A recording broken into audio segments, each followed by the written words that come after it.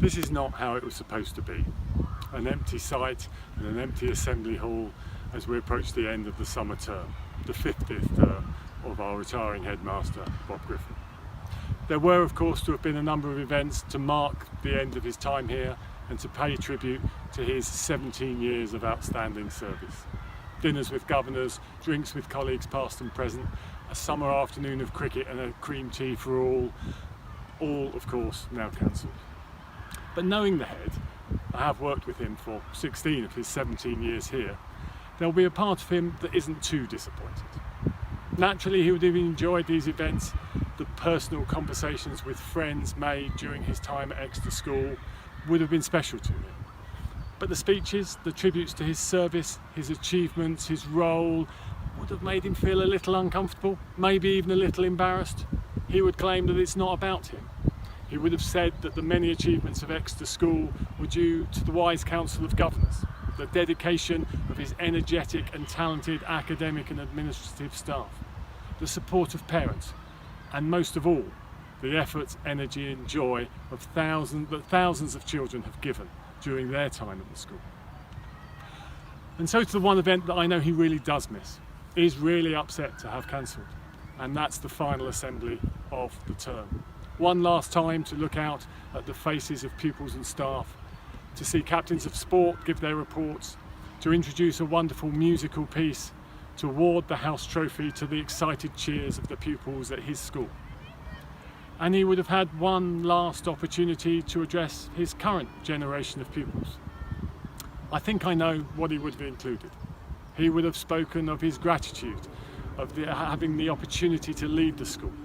And he would have said many, many thank yous to those who have supported him. But mostly, he will have wanted to tell the pupils to look forward to September with excitement, to be ready and willing to welcome the new head, to continue to uphold the ethos and values of the school, and to welcome her as they will welcome the 150 or so new pupils who begin their Exeter School journey in September.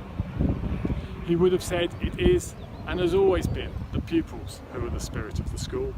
The achievement of the school are all pupil achievements.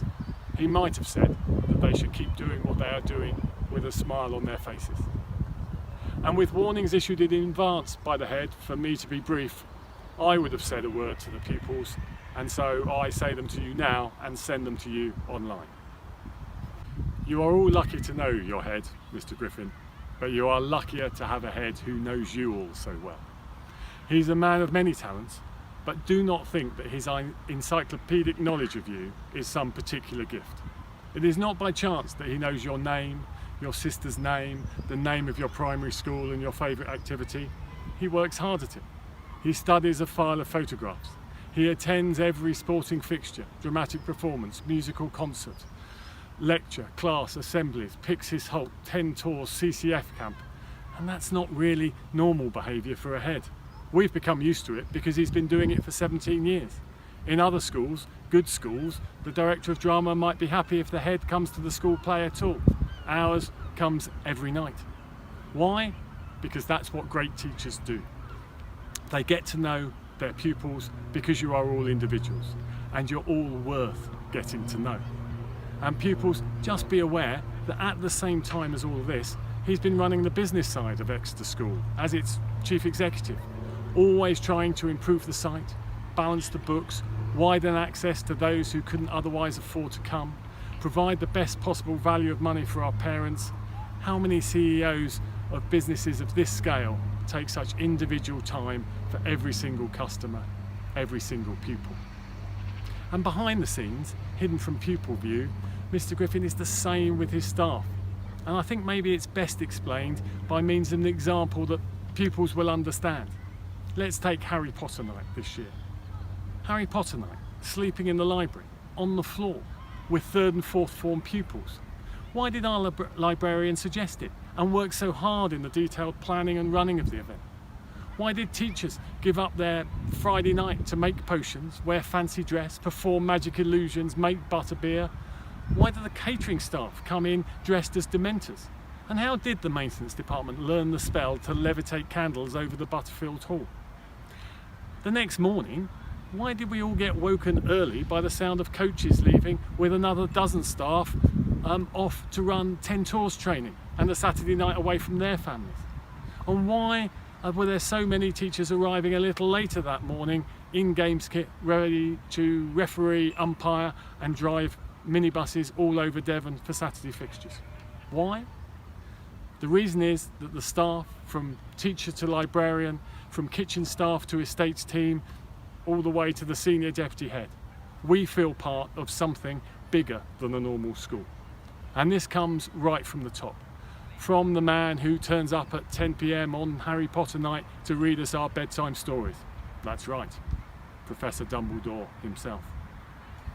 Mr Griffin is a great team builder. He has led us all with kindness and with energy to inspire us to do all we can do to inspire you to care for you in your time at the school. Andrew King, our Chair of Governors, has already said a few words about the many achievements and development of the school in Mr Griffin's time. And these are both impressive and important to acknowledge.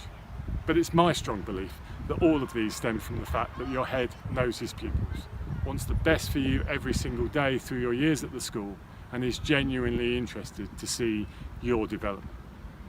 The head has offered me much good advice over the years, which I've been very grateful for. And I can hear him now saying, now we need to keep a final assembly as short as possible. We're hot in there and all the pupils will want to go. You see, I told you he knows his pupils. So on your behalf, I will thank Mr Griffin publicly. We'll wish him a very, very happy retirement, and we will all have to imagine the applause and the cheering that would have accompanied him from the Assembly Hall for the last time. Have a great summer. See you in September.